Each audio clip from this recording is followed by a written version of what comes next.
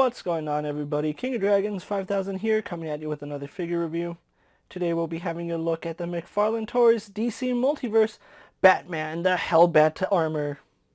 And so here we have the Hellbat suit posed and out of the packaging. Before we have a look at the figure, let's actually take a look at the Hellbat armor. The Hellbat armor does come with its big wings, which you can see look really nice. The wings are removable and they do fold in case you don't want to have the Hellbat suit displayed with the wings fully open, and they are removable. We also do get the McFarlane DC stage that we've seen with all the other figures. Other than that, the Hellbat suit doesn't come with anything else, which I'm perfectly okay with that, honestly. So with that out of the way, guys, let's actually move on to the closer detail of the Hellbat. So here we have a closer look at the Hellbat armor, and I really love the way this figure came out. Really love the red and the black and the gunmetals on this. Now, there are a few issues I have on mine, and they're just quality control issues. One being this really gnarly scratch right there at the top. There's no white paint on this figure, so that's probably from the manufacturer, so really can't fault the figure for that. But it does look like battle damage, so that's perfectly okay with me. The Hellbat suit here does look awesome. Really do like the gunmetal we have on the back. This is just an impressive piece and shows the craftsmanship of McFarlane, so I really do like that. We do have a look at the bat insignia right here, which is done really well. Now, my camera is just oversaturating the red. It's not that saturated, but it does look good oversaturated, and I kind of wish that they went with a more saturated red for the bits and paint on here. It still looks really good in person, and having it on a shelf, this figure just commands respect. Taking a look at the shoulder pads, those are really gnarly shoulder pads. Really do like the spikes on them. They have this really nice gunmetal dry brushing throughout them. We do have a closer look at the armor, where you can see the red does do a really good job poking through the black there. It's not light in too many places, which I am glad.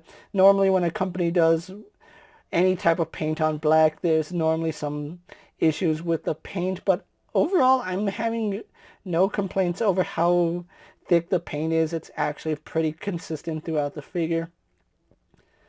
If I do have one issue, it's just lining up the paint with the seams, but it's still really impressive.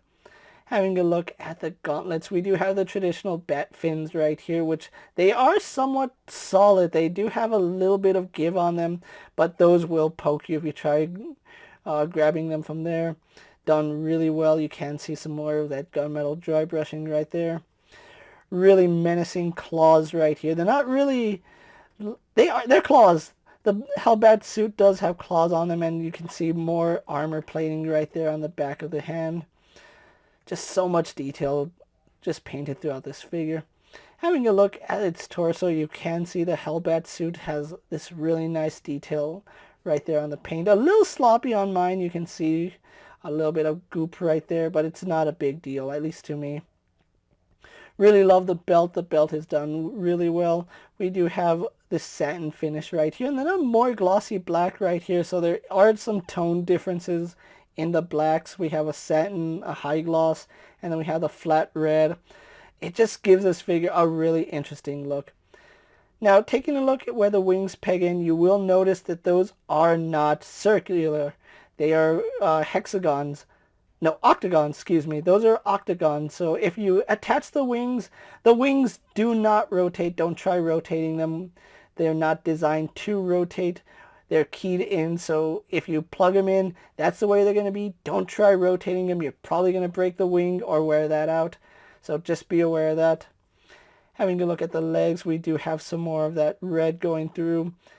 Man, if this was a live action bat suit, all those lines would just light up red, and oh, it's just, this suit is amazing. I love that McFarlane went with it. Knee pads kind of have that same motif of the Hellbat helmet, but they do have some panel lining on them. Having a look at his boots, we do have some glossy black to separate it from the armor. And then going on to the feet, we do have that satin black, which it really should be gloss if those are supposed to be one piece. And then the toes are done in a gunmetal with some dry brushing. So overall, McFarlane has knocked it out of the park with the Hellbat armor. I really do love this figure. I think this is the best that we've had a look at so far. So with that out of the way, guys, let's actually get the Hellbat armor compared to other figures you may have in your collection. Here we have the Hellbat armor posed next to a Marvel Legends Cyclops and a DC Multiverse Superman by Mattel. Here we have the Hellbat armor posed next to a WWE Elite Scale figure and a Mezco 1/12 Collective Popeye the Sailor Man. Here we have the Hellbat armor posed next to a Lightning Collection White Ranger and a Star Wars Black Series Mandalorian. And finally, here we have the Hellbat armor posed next to the Superman Unchained armor. So with the comparisons out of the way, let's actually run through its articulation. Now, it does have a little bit of hindrance in the articulation in some points, but we'll get onto that.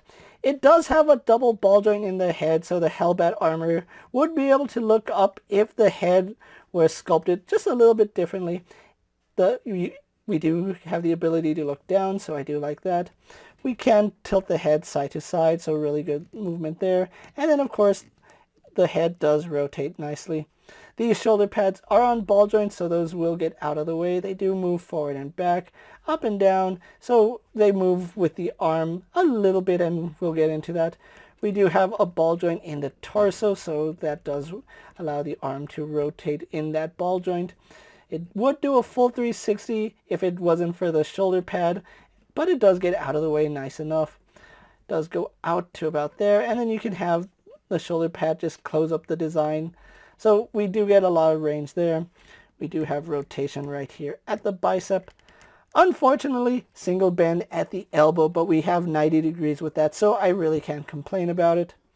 We do have a ball hinge here at the wrist, so that does provide in and out movement. If we rotate that up and down, we get an up and down hinge, and of course rotation on that peg.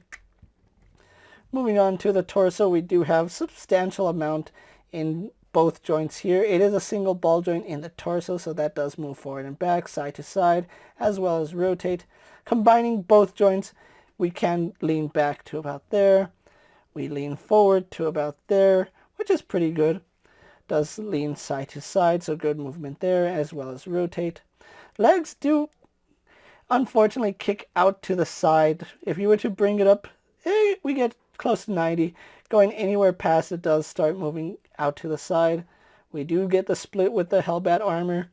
We have a little bit of a thigh swivel, not much, but it's there. Double bend in the knee, going up pretty high for a bulky character. No boot cut swivel, but we do have rotation here at the ankle. We do have a hinge ball joint, which does allow some up and down movement. Rotation for a forward facing pin, and then we do have a toe joint. So overall, the Hellbat armor has a decent set of articulation for a big figure, and I do like that. So with that out of the way, guys, let's actually get the Hellbat armor posed for my final thoughts, and then we'll wrap up this review. And so here we have the McFarlane Hellbat suit pose for my final thoughts, and overall, this is a beautiful figure. There is hardly anything I can find wrong aesthetically about this figure.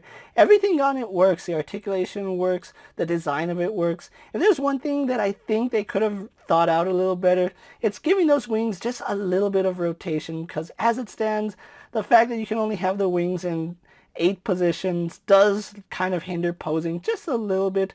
Having a little bit of rotation probably would have also helped with some outward movement. But as it stands, this is still a huge figure, and I do love it. I don't really say love a lot with a figure, but this is one figure that I adore. There's so much detail in it. McFarlane knocked it out of the park with this Hellbat suit. If you are looking for the Hellbat armor, I have seen the Hellbat armor in stores once. One time I have seen this figure in stores. Other than that, I have not seen it anywhere. I was lucky enough to get this figure from my local comic book store, so huge shout out to Asylum Comics for getting this out to me so I could review it for you guys. If you are looking for the Hellbat suit, you do have to really track this guy down, because as it stands, this is probably the most popular single release McFarlane figure to date.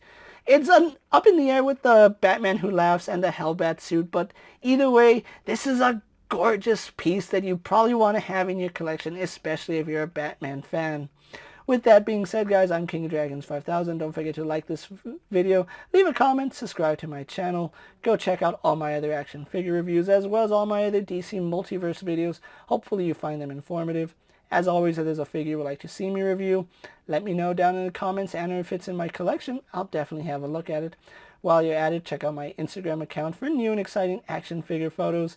And as always, ring that bell to be notified every time I upload a video. Until next time, guys, I'll see you later. Take care, everyone.